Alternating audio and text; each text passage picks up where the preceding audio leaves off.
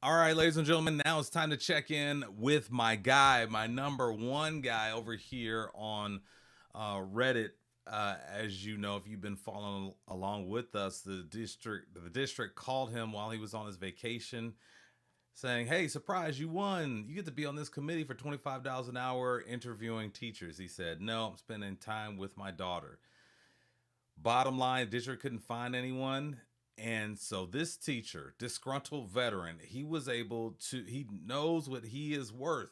And so he was able to get them to up what they were offering from 25 to I think it's $40 an hour. And then he was able to get a breakfast out of them. And then there were some other stipulations that he added as well in there because hey, at the end of the day, he's on vacation. So I thought it was just amazing, and he just showed the way for all of us teachers when it comes to if at all possible, there's going to be those times when you can negotiate.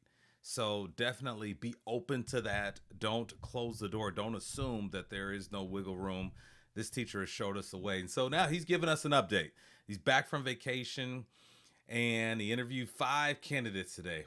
Oh my gosh, those interviews. Ooh, they're rough, especially when you're in an interview where you know this person has no shot of getting the job. Let's check it out.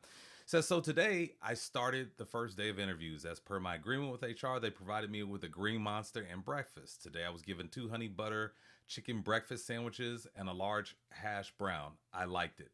Now also keep in mind somebody had to go get that for him. That doesn't look like a standard breakfast that you're gonna find in a school or anything like that. Somebody had to go get that for him. That's awesome. And in the story of my mind, it was an administrator. It was a disgruntled administrator who just couldn't believe they were being sent on a mission to go buy breakfast for this teacher. Um, First candidate was interviewing for AP Bio position. They were 30 minutes late to their interview. Like, why are we still doing this interview? They offer no reason for their tardiness. Their application showed that they have a bachelor's degree in philosophy. He admitted that he took biology in high school and did well, but didn't take college or AP bio courses. Doesn't even have a science accreditation on his teaching certificate. Don't know why he applied for AP bio. Don't know why HR even scheduled this one. And see, there you go. Right off the bat, we're wasting people's time. Unbelievable. Second candidate was punctual, well dressed, and very articulate. She was applying for high school ELA positions. She nailed the interview. 10 years of experience teaching ELA at the middle school level, the same school, and wanted to try her hand at the high school level. She only left her last school because her husband's job moved him across the country. Told HR they should make an offer to her quickly. All right, that's good. Third candidate was applying for a high school ELA. Came to the interview in a polo shirt, faded jeans, and cowboy boots. Come on. No way. Are you kidding me? And a MAGA hat? No, we don't get into politics here, but I mean, when you're on an interview, you want to be as neutral as possible. Like, you never know. You don't want to leave anything to chance. So you're already pushing it, buddy, with a polo shirt. Okay, you're pushing it. You're a little bit too casual.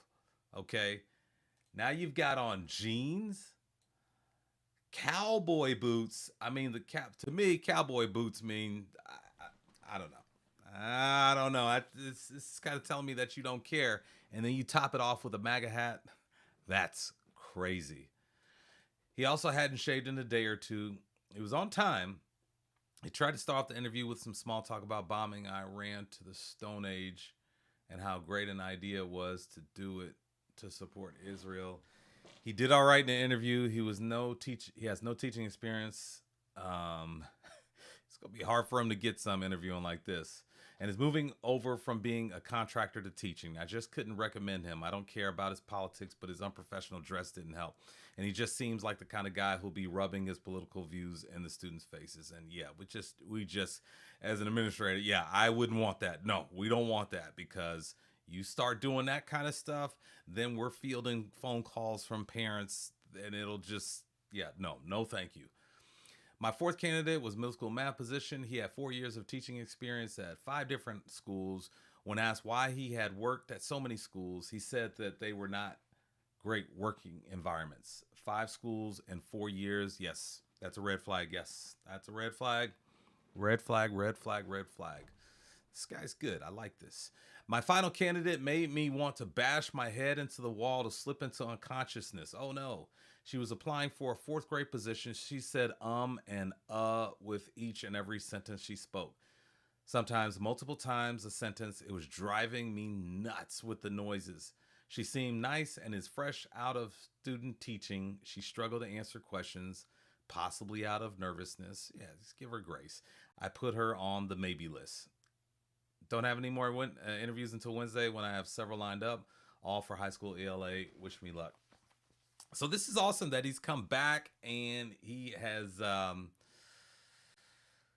updated us on how things have gone, and as at the end of the day, what he's going to use this money for. I think he's going to use it to buy his daughter a laptop and a new phone. So that's awesome. That's awesome, and yeah, serving on these interview committees, that they can be rough at times. They can be very rough at times. So I appreciate Disgruntled Veteran giving us an update on how things are going, and I look forward to his next update. And once he puts that out there, I will make sure that I share that with you. So thank you so much for watching this video, and don't forget, until we meet again, that teachers are leaders.